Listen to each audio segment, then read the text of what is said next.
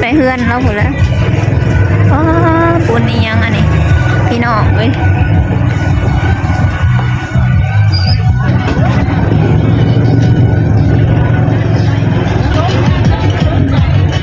นี่บอกบอยนี่ทางนี้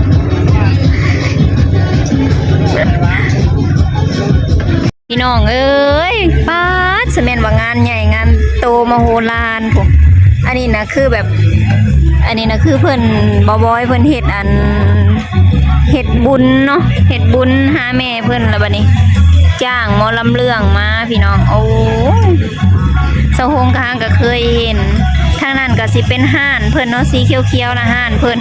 อันนี้ก็เป็นเฮือนเพิ่นนี่นะมันก็เห็นอยู่กับบ่ค่อยเห็นปานใดมันมืดๆอันนี้ก็เจ้าภาพเนาะ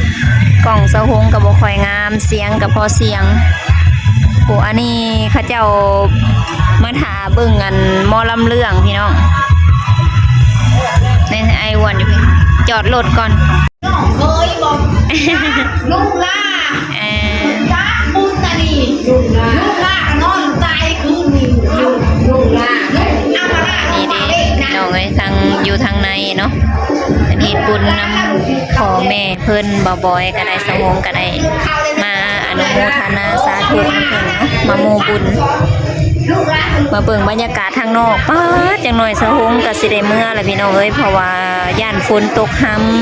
ำอันนี้ก็คือผู้เฒ่าเพิ่นมาอุ่นมานั่นเนาะมาเบิ่งหมอลำเรื่องพี่น้องหมอลำเรื่องก็ตั้งอยู่ในหน้าเฮือนเลยเสียงเพลงมันสิมีเสียงเพลงเนี่ยเด้อพี่น้องสะฮงก็บ่ฮู้ว่าสิติดบ่หรือว่าจังใดเนาะ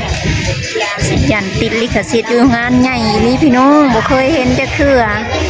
เอาบุญแบบเพิ่นจ้างหมอลุงหมอลำจ้างลำเรื่องมาจ้างวงมันสไลเดอร์เดี๋ยวสะฮงสิพาไปเบิ่งเนาะอันนี้ก็เครื่องของขายพุ่นใหญ่แฮงอลังการแฮงคันบ้านเฮากะสะฮงก็เคยเห็นอยู่กับบ่ได้ใหญ่ปานนี้เนาะอันนี้แบบสุดๆไปเลย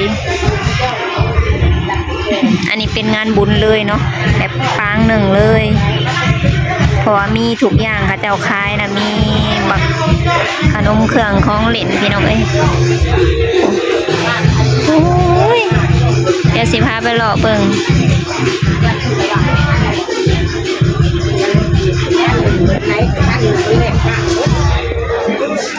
อันนี้ก็สิเป็นทางนอกนะเสาเอื่อยกำลังหาเขาหาน้ำให้เสาวงเนาะถามว่าสิกินอยู่ไสเสาวงก็เลยตอบเพิ่นว่ากินอยู่ทางพี่ก็ได้ว่ะอันอยู่ไกลตู้หลายกะเดี๋ยวสิไปลอยเต้นซะเนาะพี่น้อง นี่วงหมอลำเรื่องวงม่วนสุดเพิ่นว่าเขาเจ้าฮิตกันเบิ่งหมอลำเรื่องพี่น้องมากับน้องทรายล่ะทางนี้ก็สิเป็นบ่อนเพิ่นกินข้าวกินน้ำเนาะเสาหงก็ใส่สงมาเลยพี่น้องเอ้ยบ่ได้ใส่อันศีลซ้ำเพราะว่ามาไกลเนาะย่านแบบเวลานั่งรถแล้วมันสิลำบาก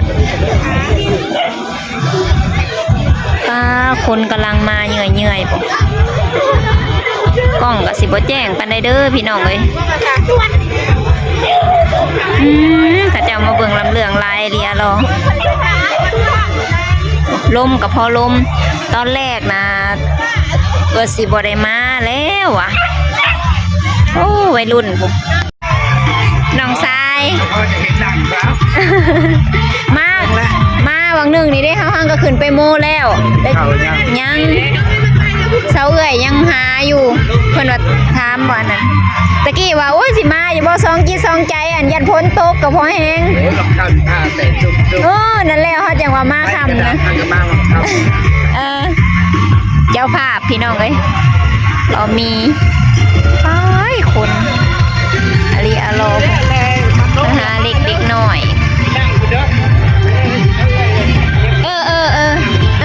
ป้าอ้วนปังกินข้าวเอานี่ไว้ในบ่อรถพาไปกินนั่นไปกินข้าวก่อนพี่น้องอันนี้สิเป็นหมักกุ้งไก่เนาะของหมักไอ้อ้วนมาจัง บรินบ่หมักกุ้งไก่หมักไอ้ยังก็หมักกุ้งไก่หมักอันนั้น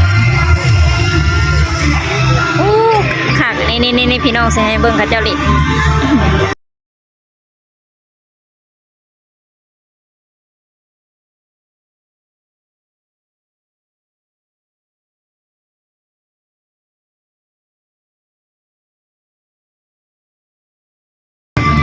เจ้าภาพเพิ่นมานำกินข้าวพี่น้องไป แดนเบิ้ลเบิ้ลเล่นยังไม่ได้พักเป็นเพื่อนยัง เบิ ไม่ ด ได้นอน ปา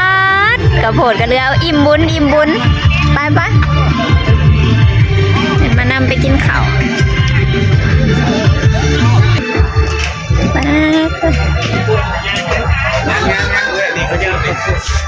มีข้าวปุ้นนำโอ้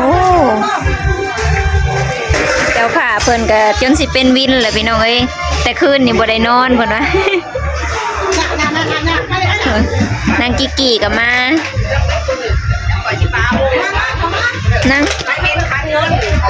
กิน ขี้อยู่แล้วนี่ไม่ใช่ มากินข้าวนำกันพี่น้องมา2 คนป้อของหมักไออ้วนเลยเด้นี่มีข้าวปุ้นน้ำเนาะเฮ้ย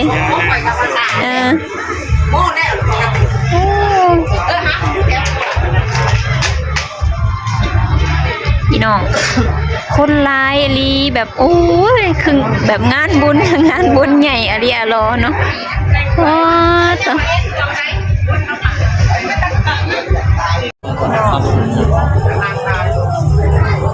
แห้งคำ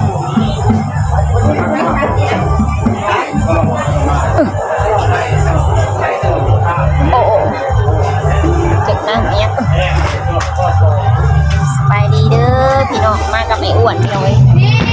เสียงเพลงกับสีดังแน่เนาะมาเด้อพี่น้องกินข้าวนำกันตอนนี้ก็หอดขั้นตอนการกินข้าวแล้วเนาะสะฮงค่ะได้ปิดเสียงอันไหวพี่น้องเสียงแทรกซ้อนแฮงมีแต่เสียงเพลงเนาะสะฮงคิดว่าคันลงไปนี่ต้องติดลิขสิทธิ์แท้ๆเลยบ่ฮู้ว่าสิเป็นจังได๋เนาะปิดเสียงไว้ก่อนก็คือคันเปิดเสียงก็บ่ได้ยินหยังดอกก็ได้ยินแต่เสียงเพลงเสียงอันดังสนละวนกันนั่นแหละเนาะแล้วเบิ่งภาพเอาเนาะพี่น้อง ตอนนี้ก็กำลังสิเริ่มกินข้าวแล้วตอนนี้ก็ได้อาหารก็มีหลายอย่างแฮงพี่น้องเอ้ยว่าจักลาบจักก้อยเนาะจักอันลาบดิบลาบสุกก็มีแล้วก็เพิ่นก็เฮ็ดข้าวปุ้นนำพี่น้องว้าวหยองไอ้อ้วนโอ้มีแต่ของมักมื้อนี้ มื้อนี้มาตูดว่าซั่น บ่ได้พากันกินข้าวเนาะก็คือสะฮงก็มาแต่ตลาดค่ะมาเลยพี่น้องอาบน้ำแล้วก็มาเนาะฟ้าวว่าซั่นมันค่ำ2กี2ใจตอนแรกเนาะสะฮงว่าสิบ่มาแล้วเพราะว่าฝนน่ะมันคือสิตกนี่แหละเนาะเสียงทางฟ้าห้องทางพี่สังก็มืดครึ้มมาสะฮงก็โอ้ยสิบ่ไปดอกว่าสิได้โอนนั่นโอนซอยอันงานบุญเพิ่นว่ะบัดพอมาฮอดบ้านบัดพออันเบิ่งสภาพอากาศเนาะก็บ่มีฝนเพิ่นว่าเปลี่ยนแปลงไปหลายเติบพี่น้องแล้วก็สะฮงก็เลยได้ฟ้าวมาบัดนี้ก็เลยได้มาฮอดงานบุญซะเนาะไอ้อ้วนนี่กินข้าวนี่เบิ่งคือสั่งกิน คือจังบ่แซ่บเนาะพี่น้องแต่ความจริงแล้วนะคือแบบคันอยู่เฮือนนี่ป๊าดคำเขาแล้วนะคำบักใหญ่ อันนี้เราแบบกินหลายคนแล้วเราก็สิทำท่าแบบนี้ซื่อๆเนาะความจริงแล้วนะโอ้ยคันอยู่เฮือนนี่คำใหญ่กว่านี้เนาะพี่น้องเนาะอันนี้แล้วเพิ่นสิอายแน่เพิ่นก็เป็นคนขี้อายแน่ ก็เลยกินคำน้อยๆแบบจบๆเจ็บๆนะถึงความจริงแล้วในใจเราก็บอกโอ้จะคุยคำใหญ่ๆเด้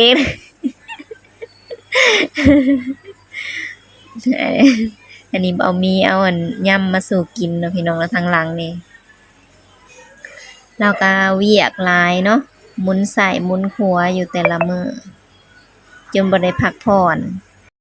นี่ก็เป็นหน้าตาอาหารเนาะพี่น้องเนาะมีแต่แนวแซ่บๆจักหอมจักแกงอันนี้บ่มีเพิ่นก็เอานำข้าวปุ้นมาเสิร์ฟอีกสุดท้ายเนาะพี่น้องนอกจากกินข้าวแล้วก็กินข้าวปุ้นคนละจานกับไอ้อ้วนพี่น้องเอ้ย แล้วกำลังสินั่งในน้ำพอดีอันเขาเจ้าเอิ้นอีกล่ะได้ไปอีกล่ะพี่น้อง บ่ได้ฮอดพักผ่อนเนาะก็คืออย่างแบบนี้เบิดมื้อเบิดเว้นเลยเนาะ2มื้อแล้วเพิ่นว่า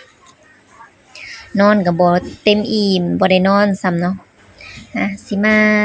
รีวิวตัวเองบัดนี้เนาะหลังจากที่รีวิวน้องไปแล้วก็ได้ สะฮงก็กินเนาะพี่น้องกินก็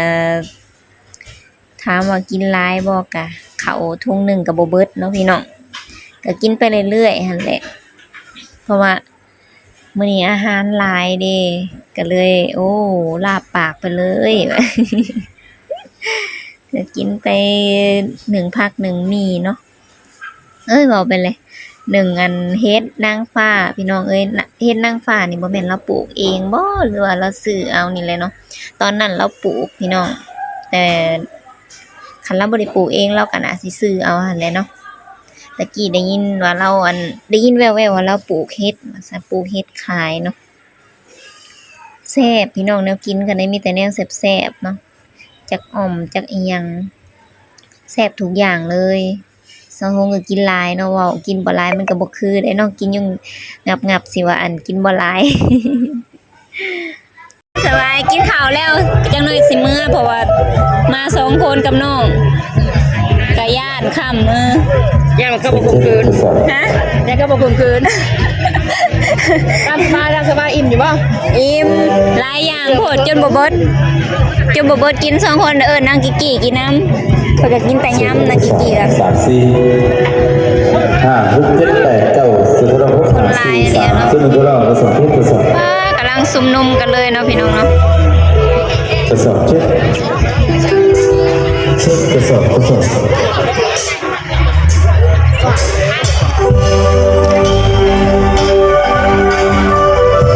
อันนี้ก็คือบ่ค่อยเห็นปานใดเนาะเบิ่งกันหมอลำเรื่องพี่น้อง